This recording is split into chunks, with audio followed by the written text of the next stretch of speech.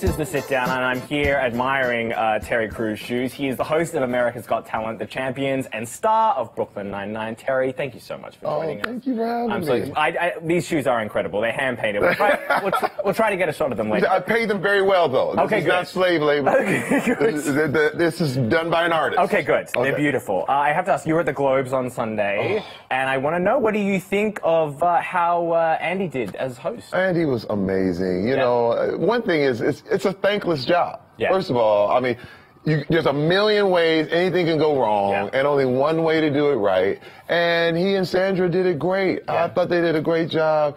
And my thing is, anybody who's trying to pick apart little things, you're just talking about very, very small details. Like, but other than that, it's like, dude, you're doing your thing, man. It's a Golden Globe, and everybody was drunk anyway.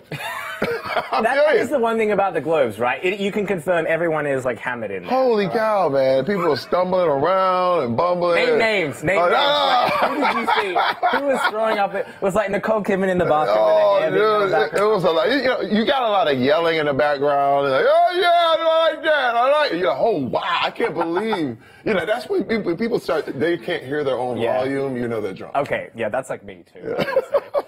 Look, Brooklyn Nine-Nine is coming back, and you guys are on NBC this time. You got saved, famously, last year. But I'm interested, though, like, now that that's happened, do you feel that you have sort of more creative freedom being at a new network, or is it kind of the opposite in that you're worried about, like, the same thing happening again and you have to play it safer? No, actually, we had more restrictions at Fox. Really? Unbelievably, you would think, oh, man, you know, they're on the fringes, and, you know, Fox is this network out here, so they can do more. In fact, we could not do any bleeping out. You could not do any fuzzy nudity and all that stuff. Really? But now, there's lots of bleeping. Okay, good. Lots of fuzzy nudity on Brooklyn Nine-Nine. It's like Brooklyn Nine-Nine after dark. I love that. You know what I mean? Okay. If you ever had a hardcore movie version of Brooklyn Nine-Nine, that's what you're going to see on NBC right now. And then if you stay up past midnight, you get the real nudity. That's when that happens. You have been campaigning, though, to get The Rock to guest star. Yes. And I want to say, look, I'm sure The Rock watches this show. He's a huge fan of mine, personally, I'm sure. But I want to say, this is your opportunity right now, please. For The Rock, what is your message? Dwayne, come on, man. You got the Titan Games. It leads off. You can have the whole 2 hours to yourself, dude. Titan Games, and then you just walk over to Brooklyn Nine-Nine, come on our show. It'll be beautiful. They'll have a two-parter, and it's 2 hours of Dwayne Johnson. DJ, you hear me, man? Let's go, dude. Let's rock this out. And then we'll end it with a nice little arm wrestling competition, go work out, have a protein shake, and do all that good. I would watch that. I'm just saying. I'm watching that now. Arm wrestling, you two. You have been calling this Terry Crews Week because, of course, you're hosting America's Got Talent, The Champions, right? And I want to know, as you're hosting this, how does that compare to, you know, your high school talent hosting days? Wow. You know, it's funny because I had a very, very strict mom. She would not let us listen to secular music, wouldn't let us dance, wouldn't let us go to movies. It was very, like, hardcore religious stuff. And everything that I do now, I couldn't do when I was a kid. I begged her, okay, she wouldn't let me be in a talent show. She said, I want you out there shaking your booty. But I said, can I host the show? So I got a chance to host my high school talent show, and not knowing that I would eventually be hosting the biggest talent show in the world, America's Got Talent. Yeah. And I'm literally the biggest host in the world. So it's kind of the way it worked out. Yeah. I'm big, I'm boisterous, I love this, but the main thing I love more than anything is the stories of each act. Yeah. It reminds me of my own life. I remember being in Flint, Michigan, looking out my window going, man, one day I really want to show people who I am and what I can do, and I just want to be someone that people respect and honor, you know? And that's all these acts are. They've been, you know, practicing in relative obscurity for years and years, never knowing if they'll ever get the shot to show it. And then that's what we give them. And that's what Simon Cowell has given people. It's crazy. A lot of people look at him as if he's some kind of like, oh, man, he's cruel, he's mean. No, this man is one of the most beautiful people who really, really has blessed every member of the whole talent family and put so many people on. It's crazy, man. I really am thankful for him.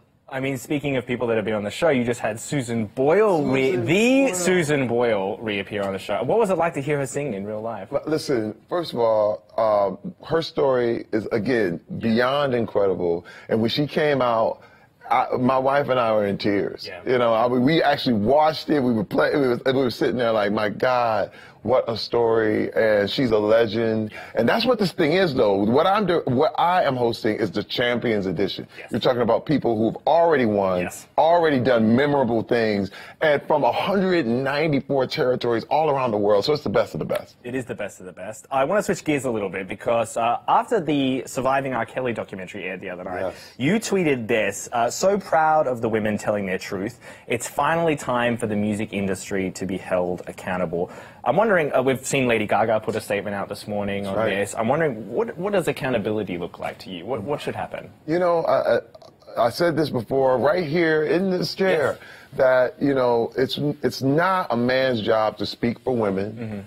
But what accountability looks like for me is when a man holds, being a man, holding another man accountable. You know, when you see things that you're watching harassment, you're noticing things that are wrong, you see molestation. It's crazy. I mean, you can go back to, I can go back to college. And I remember fraternities and the whole thing, and they're literally talking to each other like, hey, man, we got this girl drunk, man. We got her back here. They're calling their friends and letting them know that this girl is incapacitated.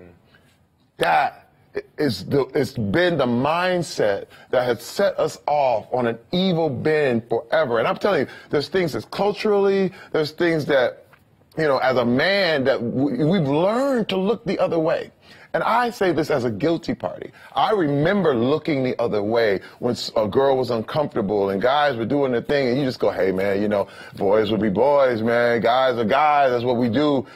And then going back like, damn, I should have said something. But you didn't. Yeah. Now, this is what I'm calling for. For me, as a man. Yeah. Women have been saying this for years. Women have already said, hey, help us. This is terrible. Hey, guess what? I got molested. I did it. Especially when you look at the R. Kelly thing, black women have been saying this for years. And when you have our culture, black men who've been ignoring it, who've been defending guys like R. Kelly. I remember being in church and there, you know, these older predator men walking around literally trying to, the term was, you know, to turn a girl out or turn a guy out. And I'm like, the fact that we even had a term for it lets you know how often it happened. And I was like, and we were looking the other way. But now I'm demanding that men everywhere in any of these cultures demand accountability from each other. And we have to speak up. We have to be more vocal. There are not enough men in prominent positions saying these kind of things.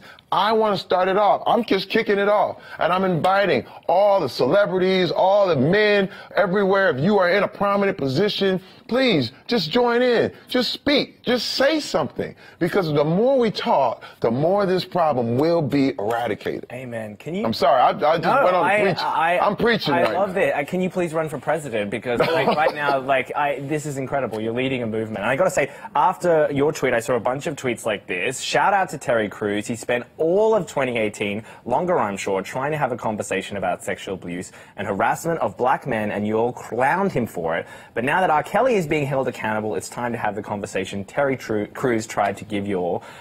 Do you feel like more understood now that this is happening, this big conversation? Yeah, I do. I do. I mean, for one, you remember, I wrote a book in 2014 that was all about my adventures as a toxic man. I mean, the people in my life, my wife, my kids, they knew me as a toxic guy. So the problem is, I'm telling you, I'm guilty. I'm telling you, I know exactly why someone would actually look at me and go, man, you too big to be molested. Yeah. But then all of a sudden, let me tell you, through my years and what I've learned is that I was wrong. I had it wrong, and I conceded. I tell people all the time, men need to concede. The only way there's going to be healing is when you admit you were wrong. You just say, man, you know what? I didn't get this right. You tell me what I need to do to fix this. See, because what's happening is I'm going to tell you what I'm going to do to fix all this. And it's like, no. In fact, you tell me how I can help you, how I can fix this for you. And let me tell you something, it's some magical thing starts to happen. Yeah. I went to my wife, I was like, how can I fix this for you? And she let me know every day. It still does. Hey, this is what I need. This is how you treat me. This is what goes on. And the problem is, when you're defensive as a man, you're not listening. Yeah. And men need to stop being defensive and concede. I mean, I'm hearing you talk all about this, and this is incredible. And everyone could. How can anyone disagree with you on this? And I'm just wondering. I know you're close with Kevin Hart, and I'm wondering this stuff that you're saying about listening to the people and sort of being, then becoming an ally and an advocate. I'm wondering, do you think he's done enough to listen to the LGBT community? He was on TV yesterday, very defensive. And there's been a lot of controversy about his apology. Is that something that you think he's sort of done the right track there? Well, it's wild because, he feels like he's being attacked. And he's right he is right to feel the way he feels. I am not here to tell anybody, it's like telling somebody you're too sensitive. You know what? If you're sensitive, you feel it. My thing is, you react the way you feel. He feels like he's being attacked. But the truth is he's not. That's the truth. The truth is, Kevin, you're not being attacked. The truth is, you have to just acknowledge what went on and acknowledge the pain of other people. That's all anybody is asking for. That's it. But this is the deal. People do make you feel that way. There's times when my wife says something and I feel attacked, but I'm wrong. You understand what I mean? She's like, you did this, and then I'm like, no, I didn't. No, I didn't. And there's defenses. Yeah. And then all of a sudden you can get hardened, and you can do it. But you know what the hard part is? The hard part is when you put down the defenses and you say, wait a minute, I'm not listening. Even if you don't agree, you have to respect and know what another person is feeling is different. Again, it's really abusive to call somebody too sensitive. Yeah. Because if I offended you, I'm sorry. It's like if I go to another country, and I put my hand in a bowl that's for drinking, and I think it's a finger bowl. And you know what? Let me tell you, I didn't know I offended you. I had no idea. But the whole place is like, all of a sudden, you know what I have to do? I have to say, I'm sorry. I'm not from here. Please, you tell me what I did to offend you. Yeah. But instead, if I said, no, y'all just don't understand. You know what? Where I'm from, we dip our hands in these things. Wrong move. So the whole point is, everyone just needs to calm down. Calm down and listen. And that's my thing. I've been practicing it nonstop. For me, there are a lot of things that I've been listening to and just hearing, and there were things that even I said in the past that I'm like, oh man, I totally got that messed up. Who doesn't do that? Yeah, who doesn't? Who doesn't? Listening, so important. You talked last year a lot about how when you shared your story, you sort of felt you would walk into rooms in Hollywood and it would divide, right? People would talk to you or people would ignore you. Has that changed at all in their sort of, advocacy that you've been doing? Has the mood shifted? You know what? It has changed. It has changed, but the room still splits. You know what I mean? The room still splits. It's funny because you can go on and people are like, somebody sent me a tweet and they said, you know what? Toxic masculinity built this country. And I'm going, no, it didn't. No, it didn't. What happens is you just feel like you making everybody uncomfortable makes everybody work harder. That's not the case.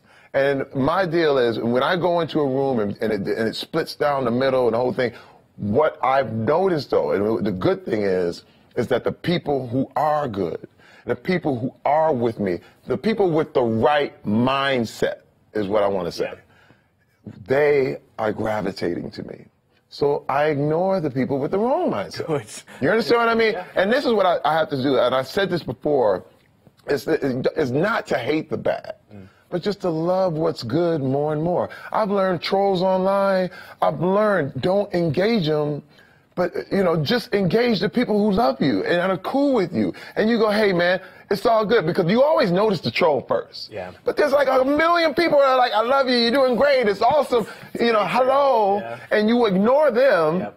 And then you go to that one troll who's like, you stink. Yep. And you're like, oh. Yep, I feel like you're reading me right now. I'm telling you, man. I'm telling you. This is like a social media, This is intervention. Session. This is therapy. It is therapy because you have to ignore the person that does it. But when you love those who love you more and more, your life gets better. Your circle gets better. You know what I mean? It becomes a safe place. There's a time when you have to leave all the other stuff and and then go home to your family that love you, and they will take care of you. Amen. I feel reborn listening to you. You're calling on everyone to listen, and I think everyone should listen to you. Terry, thank you so much for man. Thank you. You can catch Terry Crews on America's Got Talent, The Champions on Mondays, and Brooklyn Nine-Nine on Thursdays, both on NBC.